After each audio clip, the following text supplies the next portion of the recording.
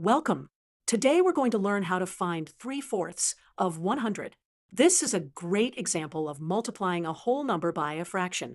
Let's start by understanding what 3/4 means. Imagine a circle divided into 4 equal parts. If we take 3 of these parts, that represents 3/4. To find 3/4 of 100, we multiply 100 by 3/4. Let's write this as an equation. 3/4 times 100. Let's visualize what we're doing. Here's 100 squares arranged in a 10 by 10 grid. We can think of this as dividing these 100 squares into 4 equal groups, and then taking 3 of those groups. Let's solve this step by step. First, we multiply 3 times 100, which gives us 300. Then, we divide that result by 4. 300 divided by 4 equals 75.